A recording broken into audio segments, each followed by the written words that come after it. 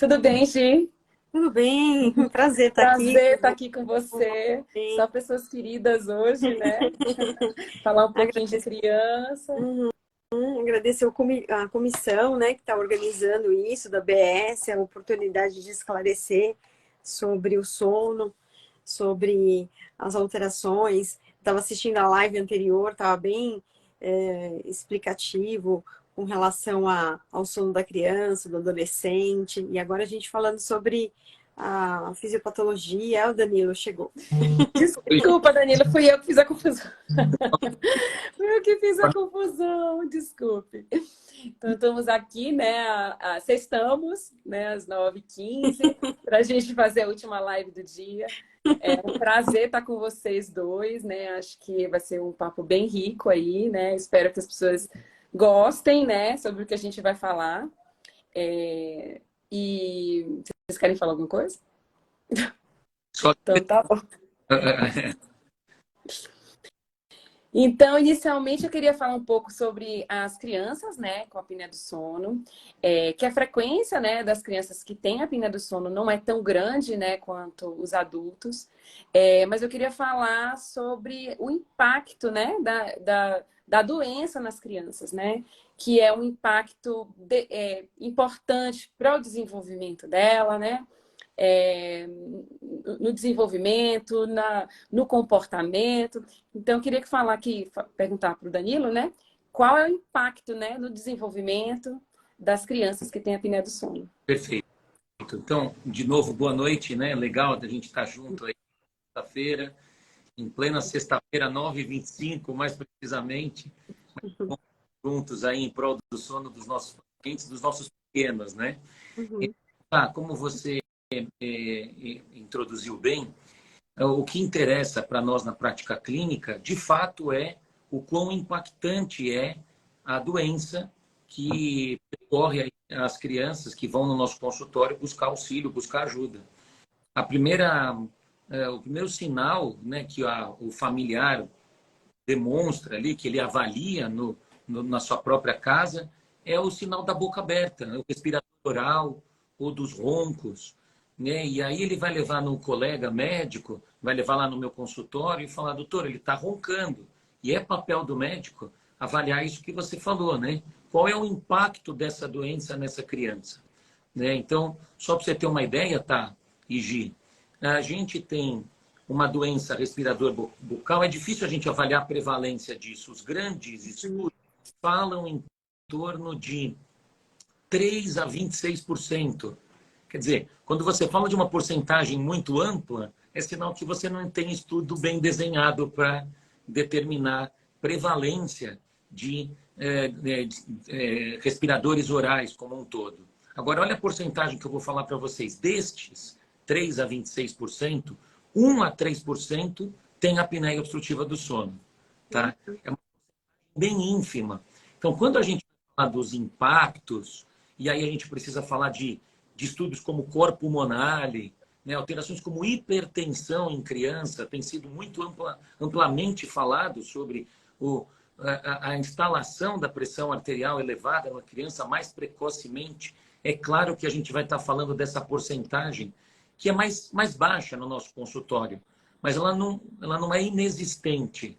É isso que tem que avaliar dentro do consultório, é o quão a gente precisa efetivamente agir para que a gente não deixe passar desapercebido essa importante patologia, que seria a apneia obstrutiva do sono e suas implicações. E aí tá, basicamente o que a gente tem no nosso consultório é uma anamnese dirigida para avaliar sinais e sintomas dessa criança, tá?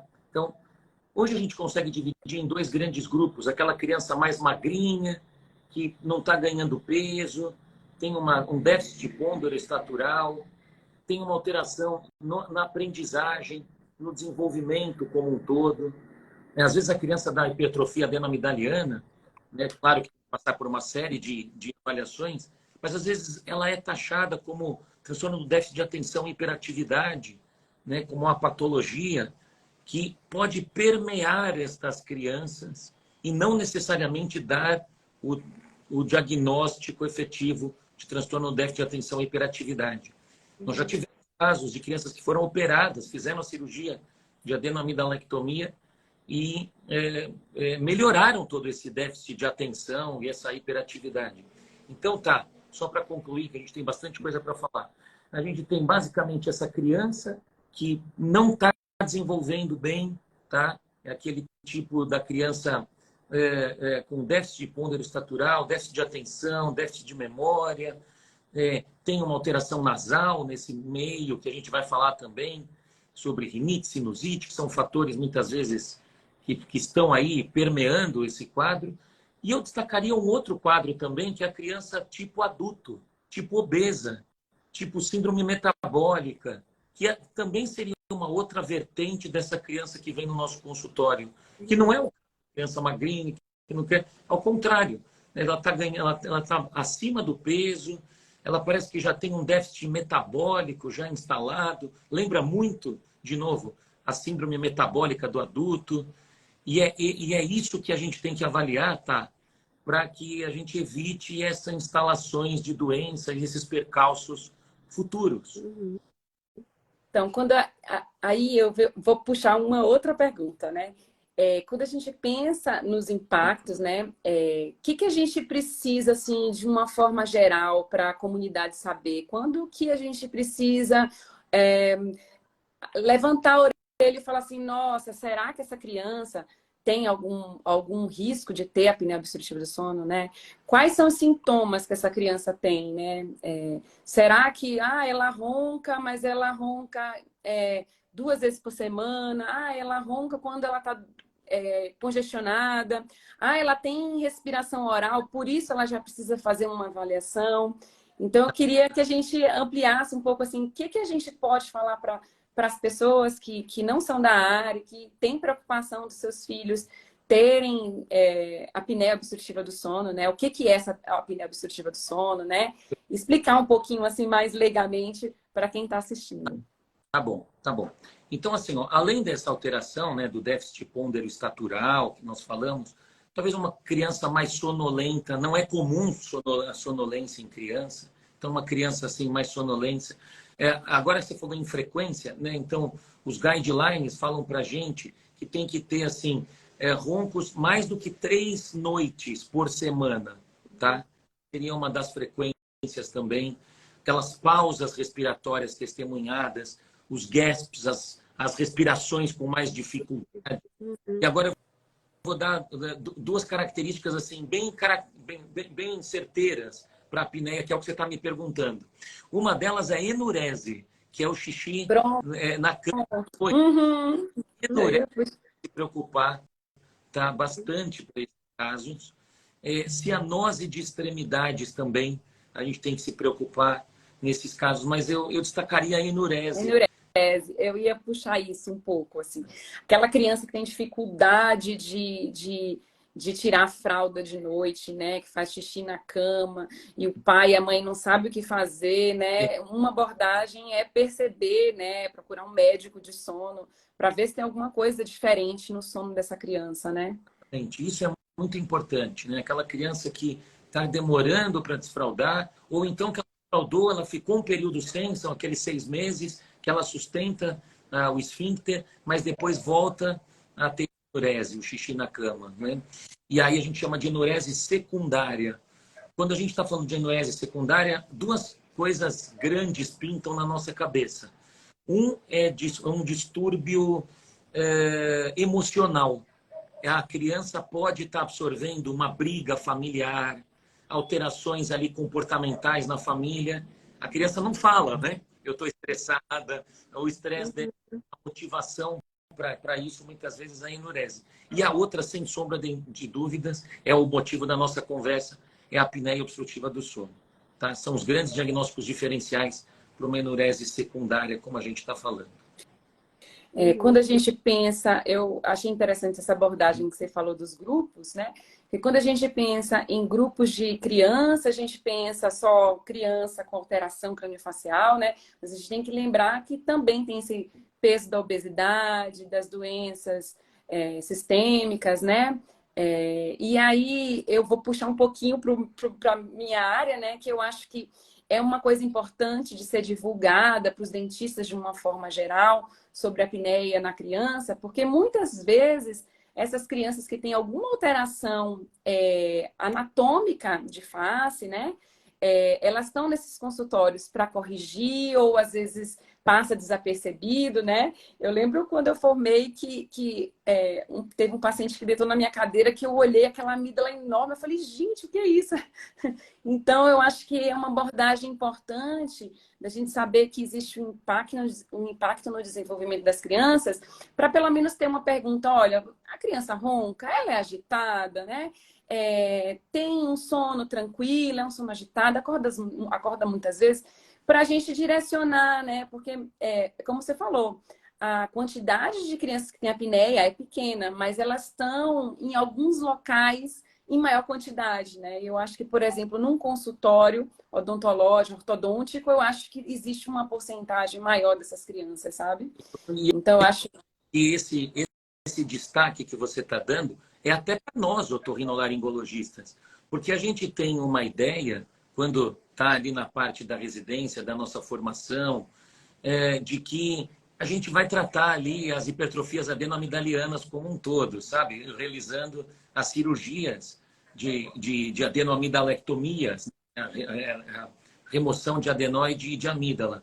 Eu vou dar uma porcentagem para você. Em crianças normais, tá? Normais, 3 meta-análises chegaram a uma conclusão de que crianças sem obesidade, sem deformidades esqueléticas importantes, que seriam as síndromes crâniofaciais, a porcentagem de resolução é de 60% a 80%. Tá? Olha que importante, 60% a 80%. Ou seja, né, 40%, 30%, 20% vai sobrar aí de falha. E é aí que entra esse critério mais minucioso para ver aonde está ainda essa área de trava, o que está perpetuando esse quadro de respiração oral, de alteração, muitas vezes gerando esse déficit pondero-estatural, essa dificuldade para que a gente possa colocar na balança e determinar o quão enfático a gente precisa ser. E aí sim, indo para os consultórios de odontologia, indo para os consultórios de fonoterapia, avaliando o peso, né? A obesidade, sem sombra de dúvidas, hoje é um dos fatores que puxa para trás. Então, é um recado até para os nossos colegas otorrinos, para dizer, a gente não vai tratar todo mundo utilizando a técnica de hipertrofia, de adenoamidalectomia para as hipertrofias adenoamidalianas. Né? E Dani, e Thaís, só fazendo parênteses com relação a essas características, né, da alteração da criança que tem apneia, que tem ronco, eu já recebi muitos pacientes que vieram com queixa de nódulo vocal, né? E aí, quando foi descobrir, porque gritava muito, o grau de irritabilidade era tão grande, Nossa. você não conseguia se expressar, e aí acabava tendo uma lesão, né, na prega vocal. Então, eu já recebi vários casos de crianças que aí você vai investigar melhor a fundo por que tá aquela irritabilidade, porque grita demais, né? Tinha um pai que tinha um campo de futebol, tinha um clube com campo de futebol, e o filho dele jogava bola no campo. E era difícil, ele falou assim, olha, Giovana, eu tenho que diminuir a frequência dele jogar bola no campo, porque ele grita demais, ele extravasa demais. Mas imagina, o pai dono de um clube e a criança não poder jogar bola. Né? Aí foi quando fui investigando, vendo melhor a alteração que ele tinha daquele comportamento que era típico, diferente de outras crianças. Aí foi ver que era a questão do sono. Não dormia bem, tinha uma respiração barulhenta, né? Aquele ronco alto. E aí, quando foi ver, era necessário fazer uma cirurgia, uma intervenção para minimizar esse quadro. E aí conseguir atender melhor esse paciente, regredindo o nódulo vocal. E não foi um caso, não, já vieram vários casos. Né? E a gente fica de antena ligada quando vem esses casos de criança com alteração vocal, né? Eu levanta alerta, alguma coisa está acontecendo, essa criança está muito irritada, não está dormindo bem, né? Está muito atípica das outras crianças, né? Tá saindo muito do comportamento que deveria ser. Então, essas questões aí, a gente pensa que não afeta, mas afeta. A criança fica irritada a ponto de gritar, de fazer uma lesão que a gente nem esperava. Gi, a pergunta também agora para você, tá? Quando a gente pensa nas alterações das crianças, né? Tem as alterações craniofaciais, né? Dos pálatos, as alterações otorrinolaringológicas, né? Adenoides, tonsilas palatinas e faringes aumentadas, né? A mordida o palato atrésico, né? Maxila retroposicionada, mandíbula retroposicionada, terço inferior da face aumentado. E isso tudo deve fazer uma bagunça, né? Com a parte muscular. Queria que você falasse um pouco sobre essa questão muscular das crianças. O que você vê que é mais frequente, assim, de a gente olhar e também de uma forma leiga, olhar e falar assim, olha, por exemplo, respiração oral. Nossa, realmente, essa criança é respiradora oral.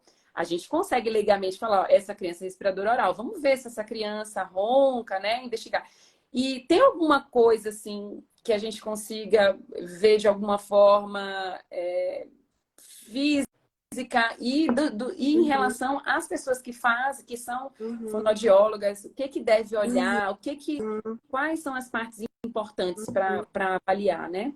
Então, primeiramente, quando você chega, o aspecto físico da criança já denota que ela é uma respiradora oral, que ela respira mal, né? E com isso, consequentemente, ela vai, na noite de sono, refletir essa respiração inadequada. Primeira coisa que a gente observa é olheira na criança, bastante olheira, né? Então, a face bem flácida, bem caída, o hipodesenvolvimento das narinas, né? Então, ela não tem aquele ar que entra com facilidade. Então, você vê que tem um estreitamento da próprio desenvolvimento, né? O Danilo pode até falar melhor, mas quando eu vejo a criança ali com aquela narina estreitada, aquela olheira, aquela face mais caída, lábio invertido, né? Que não tem um vedamento adequado, um lábio ressecado, às vezes chega até babar porque não tem um vedamento adequado. Tudo isso, aparentemente, quando você olha e visualiza, né, você vê que ele tem uma respiração inadequada e que certamente isso vai refletir na noite de sono, né? E outra coisa das alterações musculares e também das funções orofaciais.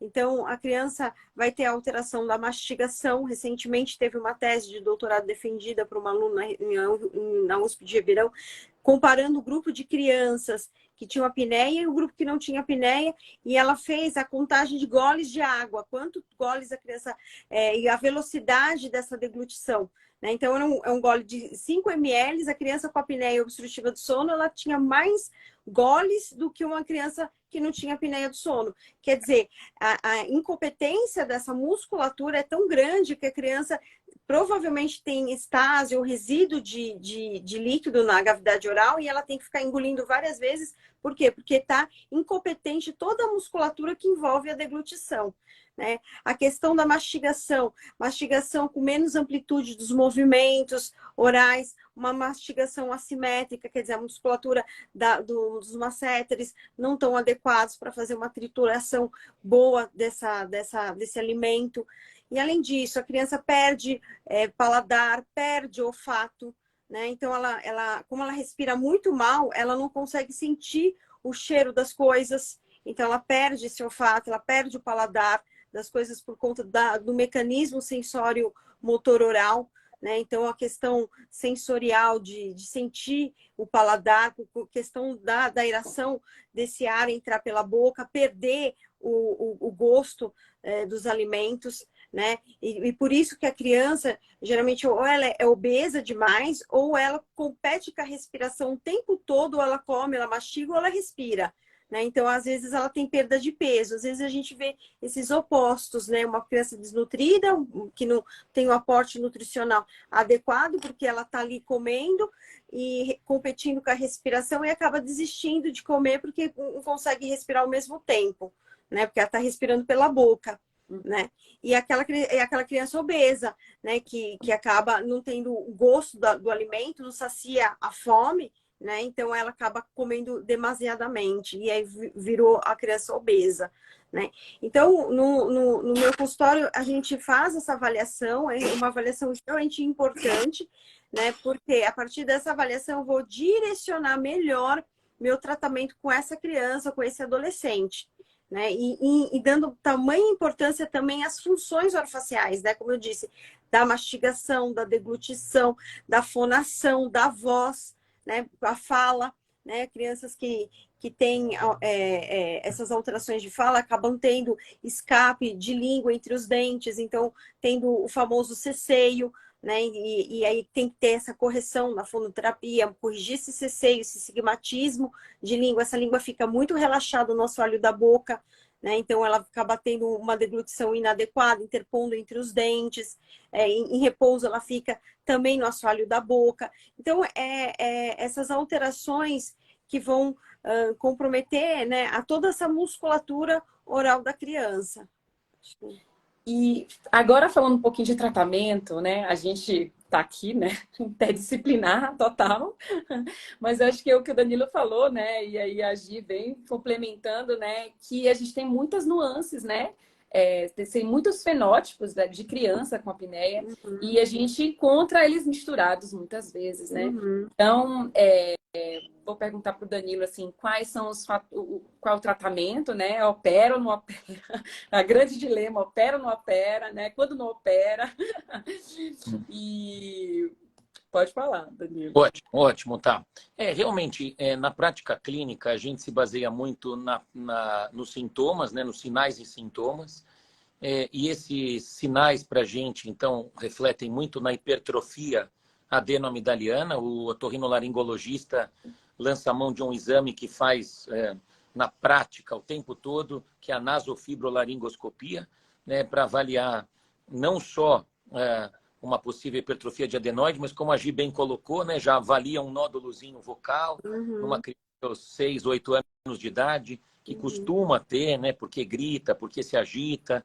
E a gente, em posse da nasofibroscopia, avalia essa provável hipertrofia adenoidiana. Adenoide é a popular carne esponjosa, né?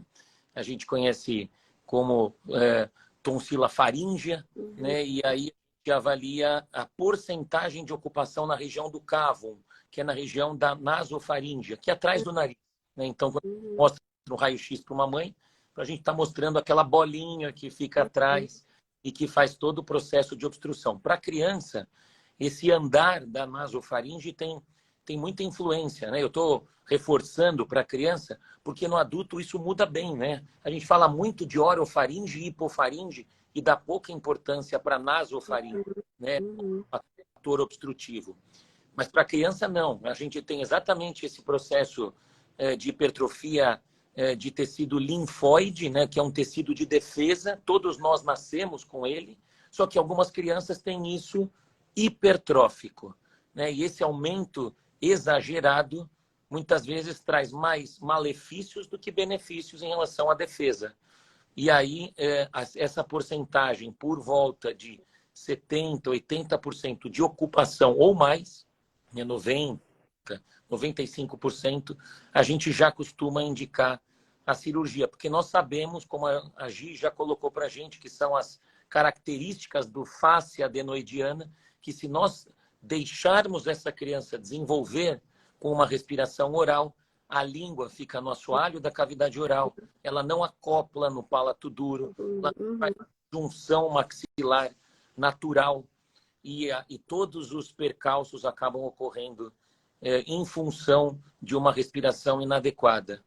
A amígdala elevada também, né? Então, amígdalas a gente gradua em grau 3 ou grau 4, que são as amígdalas maiores, quando ocupam acima de 75% de orofaringe, para a gente indicar cirurgia para essas crianças. Mas tem muito atrelado, tá? Só para finalizar, com os sintomas, tá?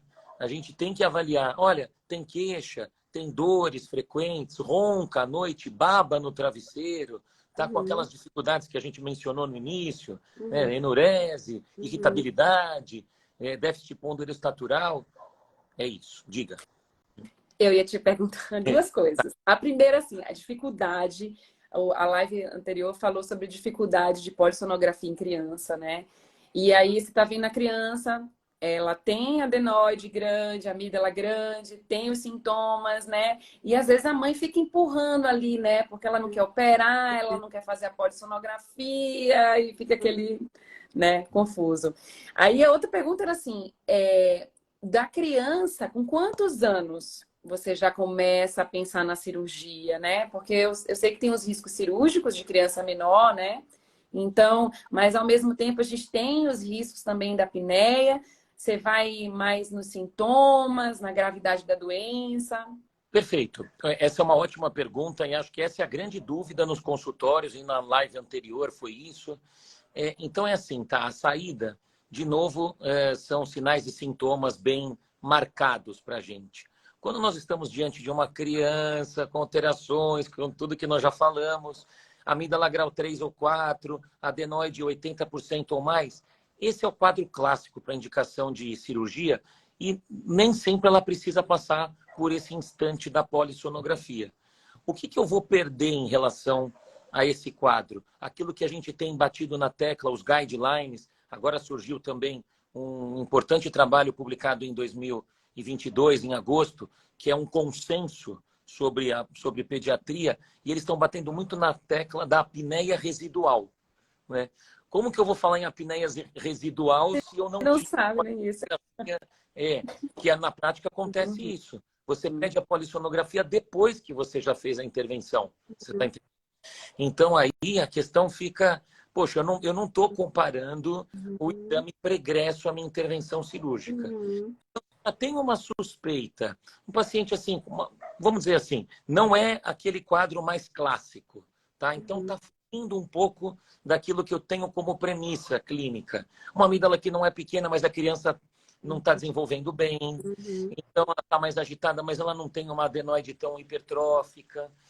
Esse é o caso para polissonografia, esse é o caso que eventualmente eu vou ter que avaliar no pós-cirurgia, não vou prometer resultado, vou precisar de uma equipe multidisciplinar. Então, respondendo, né, em relação à polissonografia, sim, para quadros que já têm uma malformação, umas doenças neurológicas, e aí os guidelines estão batendo na tecla. Sintomas residuais pós-adenoamidalectomia, eu tenho que pedir polissonografia, né? A apneia residual associada a síndromes como Prader-Willi, mielomeningocele, síndromes faciais, aí sim eu preciso da polissonografia, tá? Mas eu destaco que nem sempre a gente está diante dessas crianças, né? As crianças mais sem esses déficits, sem essas alterações. Então, se eu vislumbro uma incongruência, a palavra é essa, tá? Uma incongruência na minha prática, daquilo que eu estou vendo sintomatologicamente falando, com o meu exame, vale a pena uma polissonografia, porque talvez minha intervenção vai falhar e aí eu vou precisar me apoiar num exame pós-intervenção. Ah, legal. E a idade? E a idade? Por volta de 4, 5 anos de idade. Tá? Esse é o momento em que a gente está lá na prática clínica, no consultório, avaliando a criança, porque é nesse momento que eu preciso intervir. Quando que esse tecido linfóide involui, diminui? Por volta dos 7 a 10 anos de idade. Então, eu uso esse termo, né? A gente vai pagar para ver? Ou vai deixar, ou vai intervir, ou vai, né, Gi? A gente fala, eu não sei se vai dar para pagar para ver, porque às vezes os riscos de manter a criança respiradora oral são maiores para todos esses desenvolvimentos mastigatórios, músculos elétricos, né, dentários, dentoclusivos, enfim, então é isso que a gente faz, tá? Coloca nessa balança por volta dos 4, 5 anos de idade, mas eu já tive caso extremo. Já operei criança com 2 anos e meio, por exemplo. Por quê? Porque já estava tendo alterações renais, por exemplo. Eu caminho de nefrologista. Eu tenho uma nefrologista que me encaminha muitos casos, porque eles tiram foco infeccioso. Porque já evoluiu, por exemplo, com uma importante patologia chamada glomerulonefrite difusa aguda, GNDA, né? Porque isso é um acometimento renal secundário à infecção, né? Felizmente, isso tem sido cada vez menor, o advento do antibiótico, a gente sabe que às vezes a gente entra precocemente com antibiótico, evitam-se patologias como a GNDA e a febre reumática, que se tinha muito no passado, né? Também por conta de infecções agudas, que não se coibia com os antibióticos. Então, eu já tive casos, só para finalizar, extremo, assim, sabe? De operar bem pequenininho, porque já tinha cometimento em órgão-alvo, tá? Nossa. E aí a intervenção se faz mandatória, se faz presente. Falando um pouco sobre a apneia residual, né, e tratamento combinado, teve um projeto aqui da Rita Bariani que ela pegou algumas crianças que tinham ronco residual pós-cirurgia, né, adenotonsilectomia, e fez o tratamento ortopédico dessas crianças, né, fez expansão rápida de maxila. Porque é isso, né, uma coisa vai puxando a outra, né, então a apneia traz um comprometimento do desenvolvimento da criança, mas a hipertrofia a hipertrofia de tonsilas faríngeas e faringes e... Ai, esqueci o nome. E a Palatinas fazem uma alteração de respiração, enfim. A criança tem um desenvolvimento alterado da face, muitas vezes com atresia de maxila, né? Respirador oral, né? Tem alguns fatores de risco, são genéticos, como aquela face longa, tal, mas a gente tem outros fatores, retrognatia, maxilar mandibular, né? Mas tem outras coisas que a gente consegue intervir e ajudar o resultado, né? Da cirurgia, né? Então, chamando a atenção para a gente melhorar o aspecto anatômico, né? Então, lembrar que criança, o aspecto anatômico tem muita importância, né? E a gente melhorando esse aspecto anatômico, a gente ganha a efetividade da cirurgia, né? E a gente ganha para ir para fono depois também com um aspecto de osso mais bem desenvolvido para trabalhar essa musculatura, né, Gi? Fala um pouco sobre a visão do tratamento, né? Então, só concluindo a parte da ortodontia, né? Então, dentro da ortodontia, da ortopedia, a gente faz as expansões, a gente mexe no desenvolvimento do osso, né? Então, a gente expande, a gente faz estimulação de crescimento para frente, de maxila, de mandíbula, né? Então, a gente tenta melhorar um pouco o aspecto anatômico dos ossos, né? Antes de eu falar sobre o tratamento da fono, Dani, eu queria fazer uma pergunta para você. Claro. Por exemplo, chega uma criança de 5, 6 anos, você vê que ela tem uma alteração importante de amígdala, de tonsilas, mas os pais falam para você, não quero operar. E aí você faz o quê? Tratamento clínico, tentativa de tratamento clínico. Normalmente essa criança respira mal pelo nariz e a gente já tem condição de tratar clinicamente esse nariz com corticoide tópico, eventualmente o uso de antialérgico via oral, e agora esses guidelines também falam do uso do Montelukast, que poderia nos auxiliar e tentar fazer com que a gente postergue um pouco essa intervenção. Falando, já que eu estou falando da parte medicamentosa, quando a gente tem em posse a polissonografia e a gente está diante de uma criança com apneia leve do sono, que está ali entre 1 e 5, o índice, não tem grandes sintomas, os guidelines, olha que interessante, autorizam a gente tratar de forma clínica. Isso é consenso já, que eu estou falando para vocês. Tá? Então, hoje, assim, mais ou menos protocolar é assim, ó.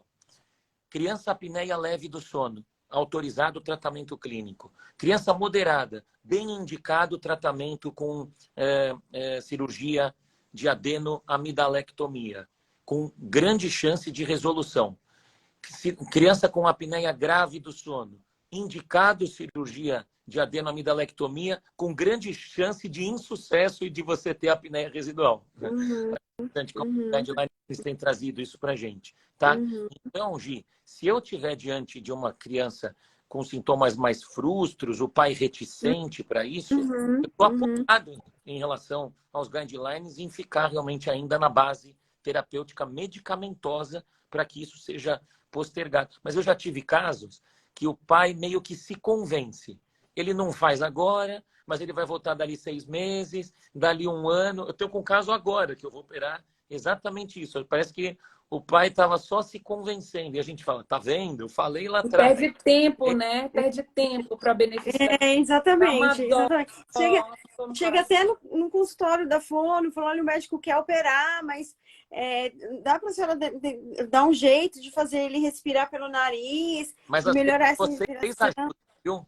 A opinião de vocês, quando volta no meu consultório, fala, eu conversei com a doutora Thais, eu conversei com a doutora Giovana, ela falou que tem que operar mesmo, eu vou operar. É exatamente isso que acontece. É, Às vezes eles vão tentar um tratamento homeopático, vão tratar um tratamento mais brando, e vamos ver como que vai, e a criança piorando, o aprendizado ficando pior, a linguagem ficando, não consegue desenvolver a fala.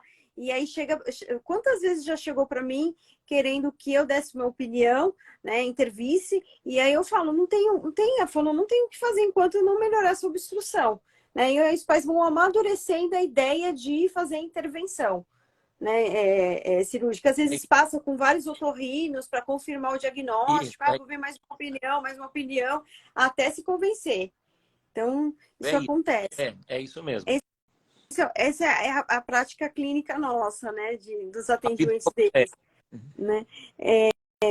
E na parte fonoaudiológica, depois que o paciente passa por toda a cirurgia, trabalhar toda a musculatura, né? Então, a musculatura de orbicular de lábios, que está rebaixado, tônus, ou trabalhar os levantadores da mandíbula, quais são? Bucinador, masséteres, temporal, vou trabalhar toda essa musculatura para dar firmeza, para ele ter um vedamento adequado, além disso, melhorar a aeração nasal, trabalhar com cheiros, com olfato, para ele voltar a respirar, sentir o nariz, né? Sensibilizar essa zona nasal dele. E a questão do paladar mesmo. Eu acabo trabalhando com outros tipos de sabores para desenvolver a propriocepção tátil-gustativa, para ele ter prazer, né, na alimentação, sentir o gosto. Então, é um trabalho milfuncional e trabalho também as funções orofaciais, né? Mastigação, mastigar bilateralmente, né? Ter um tempo de mastigação controlado, amplitude desses movimentos orais, e a fala se tiver tido alguma alteração, sigmatismo, tanto o anterior como o ceceio lateral, aquela que fala assim, ou aquela que interpõe entre os dentes. Então, vou adequar toda essa musculatura, o reposicionamento de língua, né? A língua acoplada na papila palatina, o dorso da língua, trabalho para ele diminuir a altura desse dorso, para abrir o espaço aéreo, para ele ventilar, e ele sentir essa ventilação e trabalhar muito a questão nasal dele. Né? Então, a gente trabalha com crianças a partir de 3 anos de idade, as crianças já obedecem, né? Tem aquelas que estão na fase de passar a irritabilidade, porque estava naquele processo de respirar mal, e vai passando esse processo de irritação, e aí eu consigo desenvolver melhor a terapia com essa criança. Então, geralmente, que vem no consultório é acima de 3 anos de idade, né? 3, 4 anos, vem trabalhar com a questão muscular. Eu tenho adolescentes também com apneia do sono, que às vezes tem indicação de uso de CPAP, criança obesa ou adolescente obeso, né? Que vai ser difícil ter uma perda rápida de peso e tem indicação de CPAP. E às vezes a mãe não quer usar o CPAP e fala para o médico, qual a outra alternativa que o senhor me dá? Né? E eu já recebi isso, né? Que a mãe falou, não, vamos tentar fonoterapia primeiro, para depois eu pensar em colocar um CPAP. Então, eu já tive casos de sucesso de pacientes que melhoraram com a fonoterapia, foi perdendo peso, e não precisou, mudou o decúbito, né, que roncava, que tinha muita apneia em supino, mudou e isso ajudou. E a questão da fonoterapia em si, de fazer todo o treinamento muscular e concomitante a isso, um apoio nutricional, com nutrólogo, com nutricionista para perdendo peso. E também já tive casos de pacientes que não teve adesão, que não teve disciplina no treino e teve que ir para o CPAP mesmo. Né? Mas geralmente, quando tem essa indicação, às vezes a mãe fica muito, os pais ficam muito reticentes ao uso do CPAP e tenta a alternativa da fonoterapia. Né? Então, na pandemia, eu tive muitos casos de pacientes que ficaram obesos, a questão de ficar dentro de casa, no computador, comendo, né? E aí acabou tendo um ganho absurdo. Então, nessa fase de 2021, 2022, eu tive muito adolescente obeso no consultório, Mas né? era isso que eu ia falar um pouco, né? É tipo assim, é tratar com CPAP uma coisa que tem que ser comportamental da criança, né? É difícil, né? É muito complicado. Eu, assim, como ortodontista, tenho minhas ressalvas, né? Quanto à indicação do CPAP mesmo para criança, né? Porque a gente sabe que é uma máscara que segura o rosto. Então, assim, o que a gente puder fazer por essas crianças, né? Lógico, tem crianças que precisam realmente de CPAP, mas uma apneia leve, que um tratamento combinado de ortopedia, Uhum, de cirurgia, de fono, que possa beneficiar essa criança, a gente tem que pensar em tratar, né, a demanda que tem, né, o fenótipo que tem para resolver, né? Então, se tem obesidade, é isso que eu também ia falar, né? Obesidade é um caos, né? As crianças estão obesas, então a gente precisa ter um olhar que não é normal a criança ser obesa, né? uhum, Mas precisam intervir nisso, eles precisam cuidar dessa criança, uhum, né? Orientar a alimentação uhum, com um uhum, adequado, com uhum, educador físico, né? Com nutricionista, enfim. Mas é um grande limitador a obesidade, tanto para as cirurgias, né? O Danilo falou, né? Quanto para a fono, né? A gente também está falando, É. quanto para a questão ortopédica também, né? A gente vai expandir um palato que a língua está obesa, né? Então, eu acho que é o conceito que acho que a gente veio trazer, né? Que precisa ter um tratamento multidisciplinar para essa criança para que ela tenha resultado do tratamento dela de uma forma consistente, né? Que vá a longo prazo, né? E que uhum, uhum. beneficie o desenvolvimento dela, né? É O porque CPAP, nesses casos, desculpa, Gi. Não, só para falar, só para complementar, o CPAP, nesses casos, para obesidade, ele é ponderado por esse consenso que eu estou falando para vocês de 2022, como algo transitório. Né? Nesse caso aí, me parece bem saudável Sim, transitório, uhum, e a uhum, ponto da uhum, perdendo peso e isso tentar ir auxiliando naquele momento em que ela perde peso, né? É, uhum, a- as melhores indicações para o CPAP são normalmente as síndromes e crâniofaciais, né? que uhum, Bom, precisam mesmo, né? Assim, com certeza. uhum, há uhum, várias, né? Essa sim, a gente realmente se apoia no CPAP porque não tem grande alternativa. Né? Mas a obesidade, ela tem esse preceito de que é possível ser utilizado de uma forma transitória, né? uhum, E uhum. aí eu queria que vocês falassem um pouco, a gente está faltando uns 5 minutos para acabar a nossa live, falar um pouco aí sobre a percepção de vocês ao longo do tempo, aí do trabalho que vocês fazem com as crianças, né? O que vocês enxergam dentro desse tempo de trabalho mesmo com as crianças com apneia, os benefícios, o que tocam vocês, né? Acho que é um grande desafio, né? Trabalhar com criança, trabalhar com a família, trabalhar com os pais juntos. Então, não tem como dissociar, só trabalhar com criança. Não, você tem que trabalhar em conjunto com os pais, trabalhar a higiene do sono com esses pais, para poder dar disciplina a essa criança, para ter um melhor resultado. Então, eu falo da própria fonoterapia, né? Que demanda ali 3 meses para eu observar mudança muscular, né? Por exemplo, o CPAP você vê um resultado imediato. Você bota ali, ele melhora a apneia, aumenta a saturação. A fonoterapia não, ele tem que ter uma disciplina, a família tem que colaborar, tem que ajudar, tem que estimular. Então, trabalhar com criança é diferente de um adulto, né? Que ele já tem a própria consciência do problema. Agora, com criança, você tem que trabalhar com o conjunto, com a família. Se você não tem a adesão dos pais te ajudando, o sucesso terapêutico vai ser muito difícil, vai ser muito pobre nessa questão. Então, a minha consideração é isso, que a fonoterapia traz bons resultados, né? Você modifica toda essa musculatura, né? Tanto de mobilidade, de amplitude dos movimentos orais, como da força muscular, das funções orofaciais, para que ele se desenvolva bem ao longo do crescimento, do desenvolvimento dessa criança, mas que eu tenho que ter o apoio aí da família para ajudar. É isso. Perfeito.